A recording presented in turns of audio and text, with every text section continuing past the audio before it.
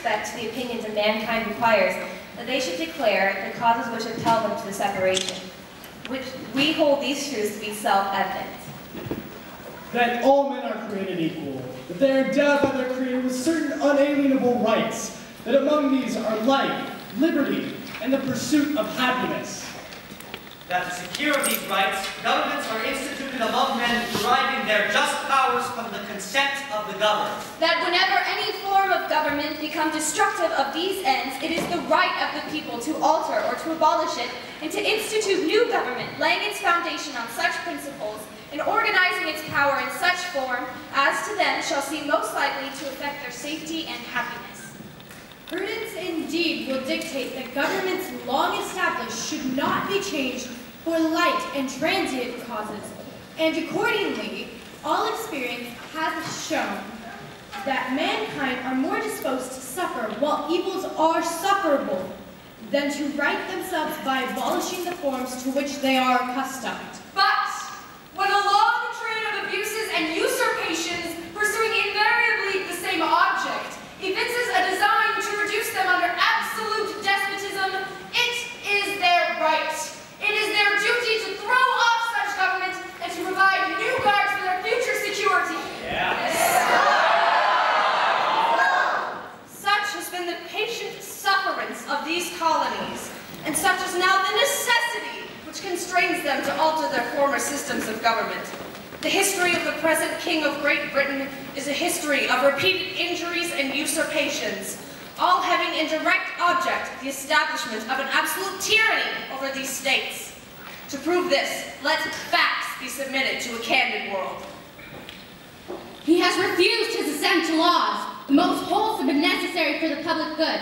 He has forbidden his governors to pass laws of immediate and pressing importance, unless suspended in their operation till his assent should be obtained. And when so suspended, he has utterly neglected to attend to them. He has refused to pass other laws for the accommodation of large districts of people, unless those people would relinquish the right of representation in the legislature, a right inestimable to them, and formidable to tyrants only. He's a tyrant! He has called together legislative bodies at places unusual, uncomfortable, and distant from the depository of their public records, for the sole purpose of fatiguing them into compliance with his measures. His representative houses repeatedly, proposing with manly firmness his invasions on the rights of the people. He has refused for a long time, after such dissolutions, to cause others to be elected, whereby the legislative powers, incapable of annihilation, have returned to the people at large for their exercise. The state remaining, in the meantime, exposed to all the dangers of invasions from without and convulsions within. He has endeavored to prevent the population of these states, for that purpose obstructing the laws for naturalization of foreigners, refusing to pass others to encourage their migration hither, and raising the conditions of new appropriations of lands. He has obstructed the administration of justice by refusing his assent to laws for establishing judiciary powers. He has made judges dependent on his will alone for the tenure of their offices and the amount and payment of their salaries. He has erected a multitude of new offices and sent hither swarms of officers to harass our people and eat out their substance. He has kept among us in times of peace standing armies without the consent of our legislature. He has affected to render the military independent of and superior to the civil power. He has combined with others to subject us to a jurisdiction foreign to our Constitution and unacknowledged by our laws, giving assent to their acts of pretended legislation. For quartering large bodies of armed troops among us. For protecting them by mock trial from punishment for any murders which they should commit on the inhabitants of these states. For cutting off trade with all parts of the world, for imposing taxes on us without our consent, for depriving us in many cases of benefits of trial by jury, for transporting us fiancés to be tried for pretended offenses. We deserve that! For abolishing the free system of English laws in a neighboring province, establishing there an arbitrary government, and enlarging its boundaries so as to render it once an example and banishment for introducing the same absolute rule into these colonies. For taking away our charters, abolishing our most valuable laws, and altering fundamentally the forms of our governments.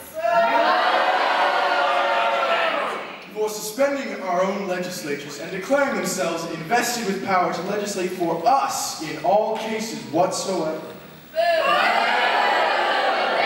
He has abdicated government here by declaring us out of his protection and waging war against us.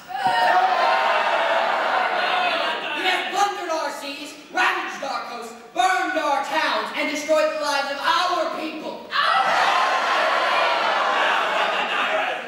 He is at this time transporting large armies of foreign mercenaries to complete the works of death, desolation, and tyranny already begun with circumstances of cruelty and perfidy scarcely paralleled in the most barbarous ages and totally unworthy the head of a civilized nation. He has constrained our fellow citizens taken captive on the high seas to bear arms against their country, to become executioners of their friends and their brethren, or to fall themselves by their hand. He has excited domestic insurrection among us and has endeavored to bring on the inhabitants of our frontiers the merciless Indian savages, whose known rule of warfare is an undistinguished destruction of all ages, sexes, and conditions. In every stage of these oppressions, we have petitioned for redress in the most humble terms. Our repeated petitions have been answered only by repeated injury.